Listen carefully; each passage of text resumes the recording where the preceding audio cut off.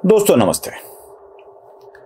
RSS राष्ट्रीय स्वयंसेवक संघ और राष्ट्रीय स्वयंसेवक संघ के स्वयंसेवकों पर कई पुरोगामी लोग बहुत सारे आरोप लगाते हैं। कोई कहता है संघी। यह संघी शब्द तो मानो गाली सा बन गया है इन पुरोगामियों के लिए। संघी शब्द का प्रयोग ही संघ के स्वयंसेवकों को चिढ़ाने के लिए किया जाता है, उनकी आलोचना करने के लिए किया जाता है। बार बार संघी कहा जाता है। मराठी में तो संघोटे ऐसा कहा जाता है। ये कई शब्द है। चड्डी वाले कहा जाता है। और यहां तक कि संघ के स्वयंसेवकों पर समलैंगिक होने का आरोप भी लगाया जाता है। मतलब ये समलैंगिक संबंध रखते हैं, यह भी आरोप कई लोगों ने लगा दिए। न जाने कितने शब्दों में संघ को फैसिज्म बढ़ाने का आरोप लगा। चड्डी वाले कहने लगे, संघी कहने लगे, समलैंगिक कहने लगे। बार बार बार बार बार किसी ना किसी शब्द को निकालकर संघ पर आरोप लगाए जाने लगे। संघ हिंदुत्व की आड़ में देश में फैसिज्म लाना चाहता है, एक ऐसी संस्कृति लाना चाहता है जो अन्य धर्मों का तिरस्कार करे, ऐसा सब कुछ बोला जाता है। मोदी बीजेपी इनको छोड़कर आजकल संघ पर आलोचना करने की एक नई रीत निकल आई है। और आश्चर्य तब होता है जब संघ इसके बारे में कुछ भी नहीं कहता। और सबका सवाल यही भी है कि संघ क्यों नहीं बात करता। कितने गंदे गंदे शब्दों में संघ के ऊपर आरोप लगाए जाते हैं और इसके बारे में संघ कुछ भी बात क्यों नहीं करता। क्या संघ को यह आरोप स्वीकार है? क्या संघ सच में वैसा ही है जैसे उनकी आलोचना करने वाले, उनके ऊपर आरोप लगाने वाले जो आरोप लगाते हैं वैसे ही है? यह एक सवाल कई लोगों के मन में आता है। संघ समर्थकों के मन में आता है, जो संघ की विचारधारा को मानते हैं, उनके मन में आता है कि क्या यह आरोप सच तो नहीं है। जब मन में आशंका होती है ना, जब दिमाग खाली होता है ना, तो खाली दिमाग शैतान का घर होता है। और उसी तरह यह विचार भी मन में आने लगते हैं। मैं आपको कुछ बातें बतानी है। संघ चुप क्यों है? यह अर्थात संघ के प्रवक्ता के रूप में संघ ने मुझे बताया है इसलिए मैं बता रहा हूं, यह बिल्कुल नहीं है। जो मैंने संघ को अनुभव किया है, जो मैंने संघ को समझा है, उसी को मैं आपके सामने रख रहा हूं। यह संघ का अधिकृत मत नहीं है, यह भी आपको स्पष्ट कर देना चाहता हूं, क्योंकि ऐसा लगता है कि यह संघ स्वयंसेवक के प्रवक्ता के रूप में तो नहीं बात कर रहा है। क्या संघ के यही विचारधारा है? बिल्कुल नहीं।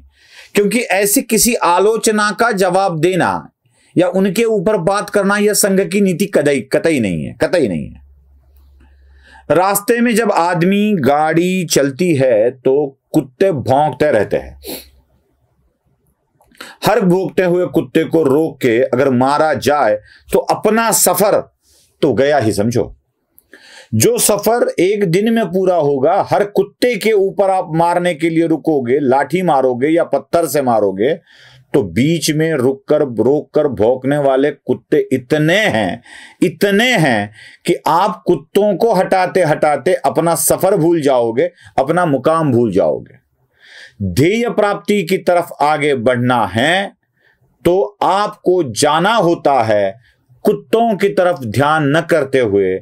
यह जो बात मैं कह रहा हूं वही संघ की नीति है। संघ रास्ते में चलते वक्त भौंकने वाले कुत्तों के ऊपर ध्यान नहीं देता है, क्योंकि कुत्तों को हटाना संघ का मकसद नहीं है।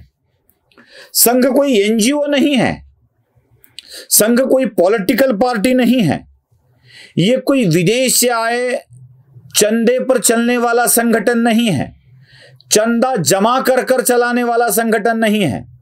संघ कभी भी चंदा जमा नहीं करता है, संघ समर्पण लेता है। शब्दों का चयन देखिए।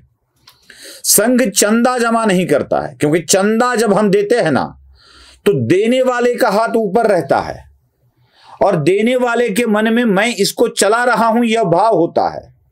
एनजीओ को भी जो फंडिंग करता है वो बड़े संगठन होती है, बड़ी सरकार होती है और उनके पैसों से यह चलता है, तो किसी ना किसी के उपकार की भावना होती है। संघ चंदा जमा कर चलने वाला संगठन नहीं। संघ समर्पित राशि पर चलने वाला संगठन है। मतलब राष्ट्राय स्वाहा इदम राष्ट्राय इदम न मम, यह भावना है, यह राष्ट्र के लिए समर्पित है। भगवा ध्वज मेरा गुरु है और गुरु ने जो कुछ मुझे दिया है उसके लिए गुरुदक्षिणा के तौर पर मैं ये समर्पित कर रहा हूं। और समर्पित राशि का हिसाब मांगने का अधिकार भी देने वाला अपने पास नहीं रखता है। देने वाला अधिकार नहीं रखता है। न देने वाले पूछते हैं कहां से आते हैं पैसे, कैसे आते हैं पैसे, क्या करता है संघ इनसे। न देने वाले पूछते रहते हैं। देने वाले के मन में हिसाब पूछना या पैसे कहां जा रहे हैं यह भी वह नहीं देखता, क्योंकि उसके मन में विश्वास होता है कि मेरा संगठन ऐसे काम कर रहा है जो मेरे समाज के और मेरे राष्ट्र के भलाई के लिए ही चल रहा है। अपने ऊपर हुई आलोचना पर ध्यान देना ये उन लोगों का काम होता है जिन्हें राजनीति में जाना है, जिन्हें 4-5 साल बाद हर बार चुनाव पे ध्यान देना है, चुनाव पे फोकस करना है, अपने पार्टी के लिए वोट बटोरने हैं। संघ को 4 साल 5 साल 10 साल की बात नहीं करनी है। संघ शताब्दी की बात करता है, संघ युग की बात करता है। और संघ आज जो काम शुरू कर रहा होता है वह काम 20, 25, 50 साल बाद अच्छी तरह से पूरा होने वाला होता है। याद कीजिएगा राम मंदिर की लड़ाई। राम मंदिर की लड़ाई 550 साल की थी, लेकिन जिस दिन राष्ट्रीय स्वयंसेवक संघ ने विश्व हिंदू परिषद और बजरंग दल के सहायता से इस काम में अपना दखल दे दिया, उस दिन से यह लड़ाई शुरू हुई। और राम मंदिर बनाने के लिए, राम राज्य लाने के लिए राष्ट्रीय स्वयंसेवक संघ ने अपना योगदान पूरी तरीके से दे दिया। देश का प्रधानमंत्री बदल दिया, कांग्रेस का राज खत्म कर दिया, अपने विचारों की पार्टी के पास राज सौंप दिया और उनके ऊपर दायित्व दिया कि भव्य राम मंदिर का निर्माण किया जाए, लेकिन सरकारी पैसों से नहीं। भव्य राम मंदिर का निर्माण भी उसी पैसों से हुआ है, समर्पण लोगों ने दिया था। 90 साल से 1990 साल से, मतलब आज से लगभग 35 साल पहले संघ ने समर्पण राशि जुटाने के लिए शुरुआत की थी परिवार ने। तब जाके 35 साल बाद राम मंदिर का निर्माण हुआ है। राम मंदिर का हिसाब राम मंदिर का विरोध करने वाले मांग रहे हैं। जिन्होंने समर्पित राशि दी थी उन्होंने 1 रुपए का भी, 1 नए पैसे का भी हिसाब नहीं मांगा है। यह है विशेषता संघ की।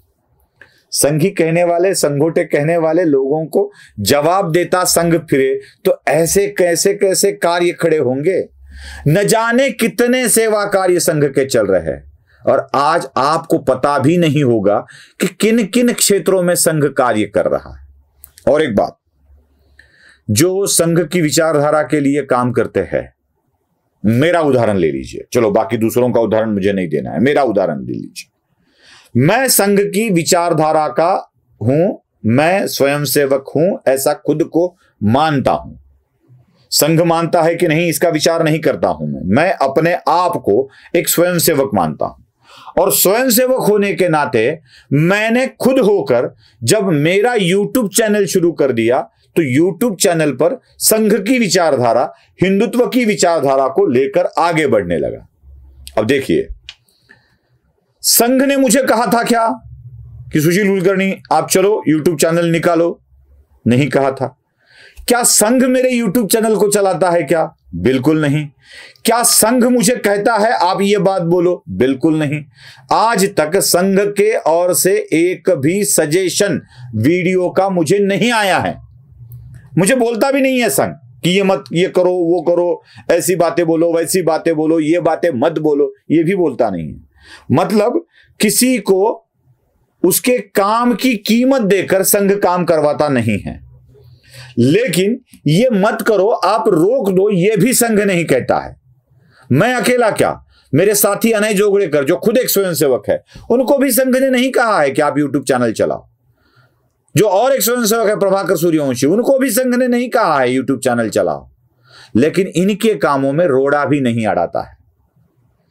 जो स्वयं स्वीकृत कार्य होता है, संघ का स्वयंसेवक किसी के कहने पर काम नहीं करता है, वह स्वयं स्वीकृत कार्य लेकर आगे चलता है और उस कार्य को संघ की विचारधारा से जोड़कर आगे चलाता है। तो इसके लिए ना पैसा मिलता है, इसके लिए ना समर्थन मिलता है, ना करने की बात होती है, ना कोई रोड़ा डालता है। संघ किसी को काम करने के लिए मजबूर नहीं करता है, किसी को बाध्य नहीं करता है, और कोई अच्छा काम कर रहा है तो उसे सहायभूत हो ऐसी ही बातें करता है। अपना काम करते रहो, संघ को, विचारधारा को यह काम अच्छा लगा तो आपके काम को बड़ी अच्छी तरह से संवारना, बड़ा करना संघ का काम हो जाता है। ना संघ रुकने के लिए बोलता है, ना संघ करने के लिए बोलता है, ना इसको बंद करने के लिए बोलता है। संघ के लिए जो जो भी काम हो रहा है वह राम सेतु की तरह है। हर एक अपना अपना पत्थर डाल रहा है और राम सेतु का निर्माण हो रहा है। तो जिनको संघी संगोटे कहा जाता है ना, वह संघ के आदेश से काम नहीं करते हैं, बस संघ की विचारधारा को ही अपना आदेश समझकर उसी विचारधारा पर चले जाते हैं। ऐसा क्यों करता है संघ, यह भी जरा समझ लेना आवश्यक है। ऐसा क्यों करता है? संघ व्यक्ति केंद्रीय नहीं है। एक कोई भी व्यक्ति संघ के विचारों को मानने वाला, फैलाने वाला, चलाने वाला ऐसा नहीं होता है। संघ व्यक्ति केंद्रीय संगठन नहीं है। संघ पोथीवादी भी नहीं है। मतलब एक किताब बना ली, कार्ल मार्क्स की तरह दास कैपिटल ले लिया और दास कैपिटल को ही फॉलो करने लगे, वैसा नहीं होता है। संघ पोथीवादी भी नहीं है, संघ व्यक्ति केंद्रीय भी नहीं है। इसलिए भगवा ध्वज को वो अपना गुरु मानता है और उसी के लिए समर्पण करता है। समर्पण भी भगवे ध्वज के लिए, राष्ट्र निर्माण के लिए, किसी व्यक्ति के लिए नहीं। इसलिए हर बार देखिए, सरसंघ चालक भी संघ में विचारों का बदलाव लाने के विरोध में नहीं होते हैं। जो कालानुरूप जो विषय बदलते रहते हैं, उन विषयों को भी वही बदलते रहते हैं। इसलिए संघ का समर्थन करने वालों को भी जो अपना काम कर रहे हैं, उनको लगता है कि संघ मुझे सपोर्ट क्यों नहीं कर रहा है। नहीं करेगा, बिल्कुल नहीं करेगा। संघ आपको सर पर चढ़कर नहीं बिठाएगा। वो कहेगा कि आपने स्वयं स्वीकृत कार्य शुरू किया है, उसको ही करना पड़ेगा। जहां आप अच्छे लगते हो वहां आपको बिठाया जाएगा, वह कार्य आपसे करवा लिया जाएगा। क्योंकि संघ में लाभ लेने के लिए नहीं जाते, कोई लाभ मुझे दे रहा है इसलिए जाना नहीं होता है। संघ में समाज के प्रति अपने योगदान को देने के लिए जाना होता है, समर्पण भाव से जाना होता है। लाभ के लिए तो पॉलिटिकल पार्टियां ज्वाइन की जाती है, उसके लिए अलग क्षेत्र है। संगठन, संघ एक राजकीय संगठन नहीं है, वह राष्ट्र निर्मिति का संगठन है। यह ध्यान में रख लेना चाहिए। संघ के विरोध में ये लोग क्यों बोलते हैं? इसलिए बोलते हैं कि ऐसे समर्पित व्यक्तियों के कारण ही संघ की शक्ति बढ़ती जा रही है। और संघ देश के 2/3 राज्यों में अपने विचारों की सरकार ला चुका है। देश में सबसे ज्यादा सांसद संघ की विचारधारा को मानने वाले हैं। अलग अलग विचारधाराओं को मानने वाले भी संघ की विचारधारा को स्वीकृत कर रहे हैं। और जब यह विचारधारा फैलती जा रही है तो संघ के ऊपर आरोप करना आवश्यक बन जाता है उन लोगों के लिए जो संघ की तरफ बढ़ रहे हैं, उनको रोकने के लिए। तो मतलब साफ है, जो संघ की तरफ आकृष्ट हो रहे हैं वो ना हो, इसीलिए गंदे और भद्दे शब्दों में संघ की आलोचना की जाती है और उनको रोकने का प्रयास होता है। लेकिन सूरज की किरणों को रोका नहीं जा सकता। नदी की बहती धारा को आप बांध डालकर रोक तो सकते हो, लेकिन उसके लिए वह नदी की जब धारा रुक जाती है तो आपका ही परिसर व्याप्त कर लेती है। सागर को आप रोक नहीं सकते हो। वैसे ही संघ भी एक नदी की बहती धारा है, एक बहुत बड़ा सागर है। वह उगता सूरज है जिसकी किरणों को आप ढक नहीं सकते हो। इसलिए संघ किसी भी आलोचना का उत्तर नहीं देता है। नमस्ते।